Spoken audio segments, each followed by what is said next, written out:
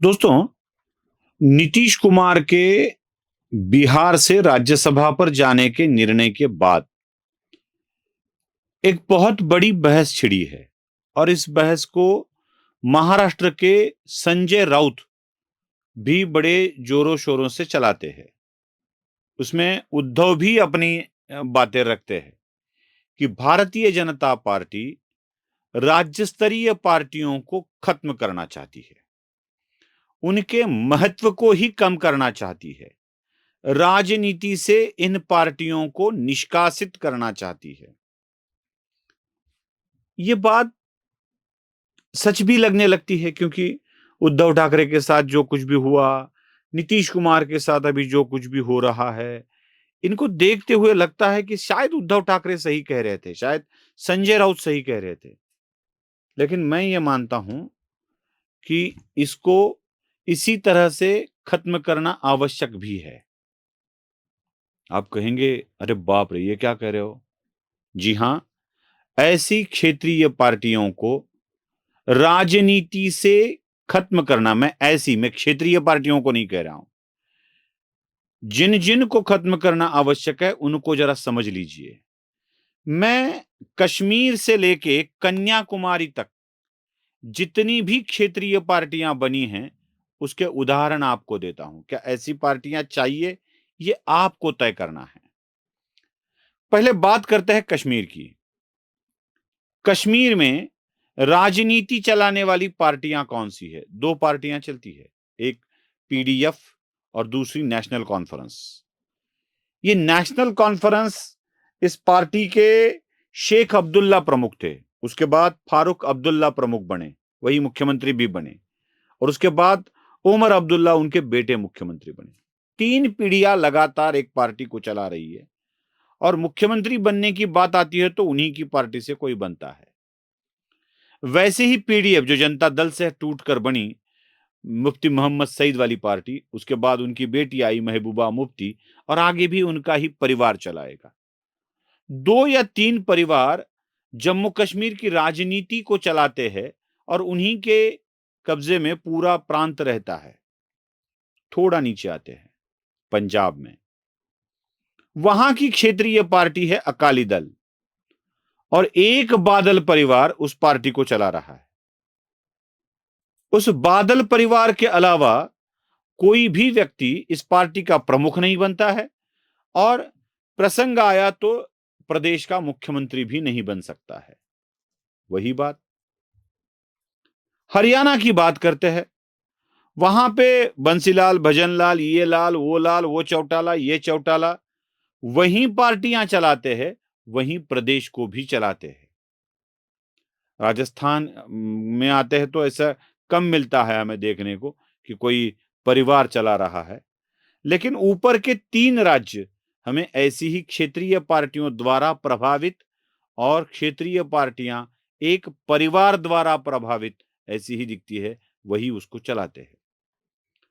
उत्तर प्रदेश में अगर हम आते हैं तो वहां समाजवादी पार्टी जो जनता दल से पृथक होकर बनी, उस पार्टी को भी मुलायम सिंह यादव या उनके बेटे या उनकी बहू वही चलाते हैं। नेताजी नहीं हुए तो नेताजी का बेटा मुख्यमंत्री बनता है, नेताजी के भाई पार्टी के अध्यक्ष बनते हैं या बेटा पार्टी का अध्यक्ष बनता है, सांसद भी उनकी बहू बनती है। पूरे पदघर में क्या ऐसी क्षेत्रीय पार्टियां हमें आवश्यक थी? झारखंड में जरा झांक कर देखिए। झारखंड में झांकने के बाद शिबू सोरेन के बाद हेमंत सोरेन, उसके बाद कोई और सोरेन, झारखंड मुक्ति मोर्चा, वही पार्टी के प्रमुख, वही राज्य के प्रमुख।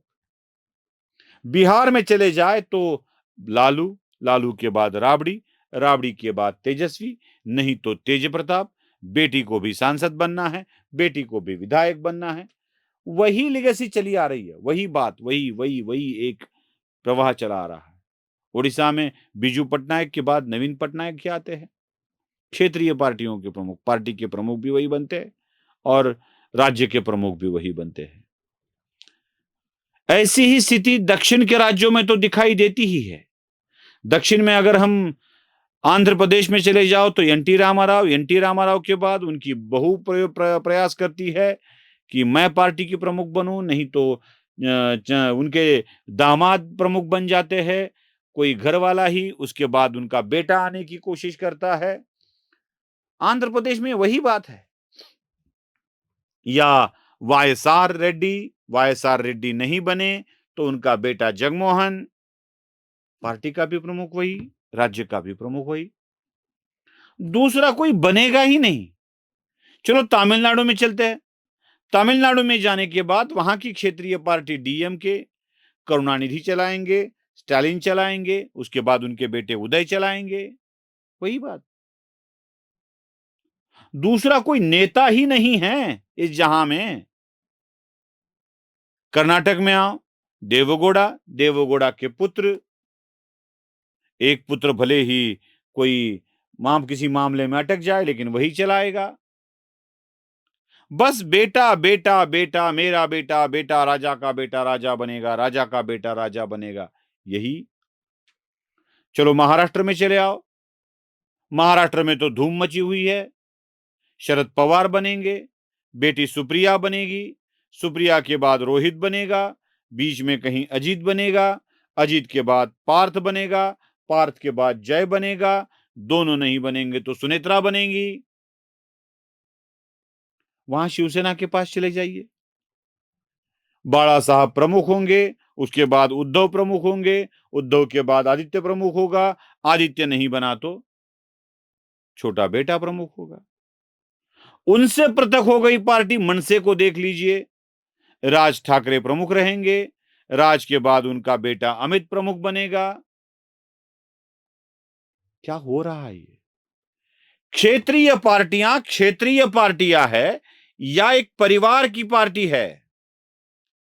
हर एक पार्टी में फैमिली पार्टी लिख लो, Yadav family party, Yadav family party Uttar Pradesh, Yadav family party Bihar, Soren family party, Thackeray family party, Thackeray family party Shiv Sena UBT, Thackeray family party RT, Raj Thackeray वाली पार्टी।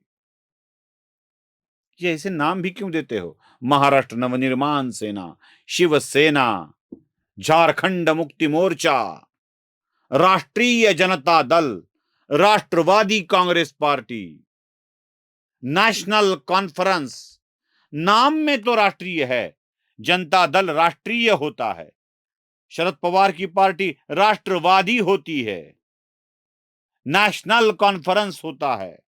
लेकिन प्रदेश के बाहर छोड़ दीजिए, परिवार के बाहर कोई विचार नहीं होता है।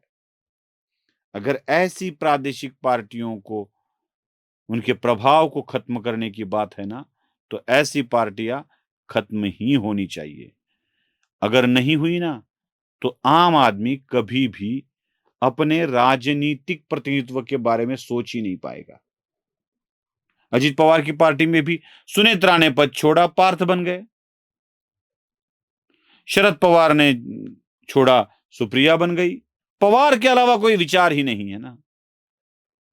अभी यहां अगर बात होती है, शिवसेना की बात होती है जो शिंदे के पास है, उसमें ज्योति वाघमारे नाम की एक आम घर की महिला, जिसका घर भी अभी छोटा है, वह सांसद बनने के लिए उत्सुक है, हो रही है। किसी ने सोचा था वो नागपुर की बहना कभी सांसद बनेगी? किसी ने सोचा था कभी भागवत कराड़ सांसद बनेंगे, मंत्री बनेंगे? सोच के परे अगर भारतीय जनता पार्टी अपने नेताओं को चुनती है, तो इन प्रादेशिक दलों को खत्म होना ही आवश्यक है, ये समझ लीजिए। नमस्ते। धर्म जागृतीचा विधायक बुरुज